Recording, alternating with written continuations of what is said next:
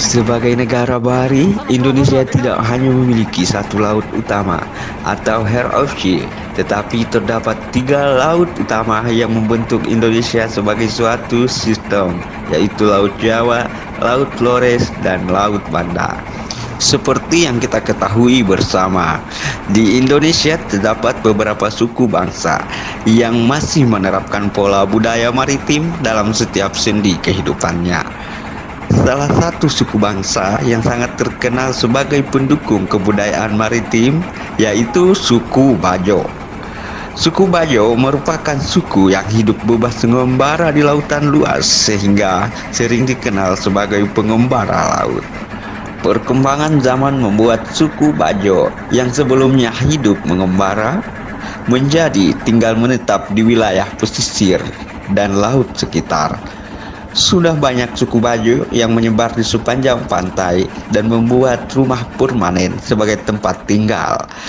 Beberapa pemukiman suku Bajo yang telah menetap dengan jumlah populasi yang cukup besar ditemukan di sepanjang pesisir pantai Kepulauan Sulawesi Tenggara. Wilayah pesisir merupakan ruang pertemuan antara daratan dan lautan, yang merupakan suatu wilayah yang unik secara geologis, ekologi, sosial, ekonomi, dan budaya.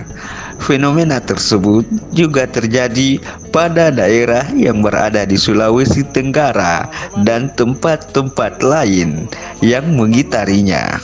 Suku Bajo yang sebelumnya dikenal beraktivitas dan tinggal di laut, saat ini telah mengalami perubahan. Adanya perkembangan teknologi, desakan ekonomi, pengaruh budaya suku lain, dan intervensi pemerintah adalah sebab utama perubahan ini. Sebagai berikut. Yang pertama, mitos munculnya orang Bajo. Yang kedua, kehidupan di atas Bido.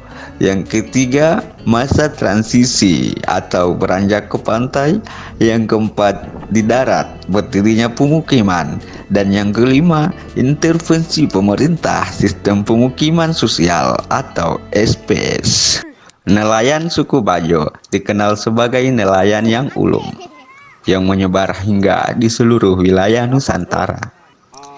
Bagi masyarakat suku Bajo, mempunyai kesamaan dalam memandang laut sebagai sumber kehidupan bagi mereka.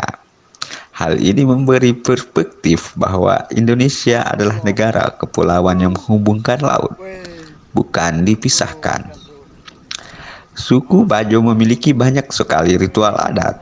Salah satunya adalah upacara sangal yang dilakukan saat musim pacekik ikan dan spesies laut lainnya. Pada upacara tersebut, mereka akan melepas spesies yang populasinya tengah menurun di saat musim yang bersamaan. Misalnya, melepas penyu saat populasi penyu berkurang dan melepas tuna saat tuna berkurang. Pengetahuan yang dikuasai oleh nelayan suku Bajo berkenan dengan alat tangkap yang sederhana dan ramah lingkungan.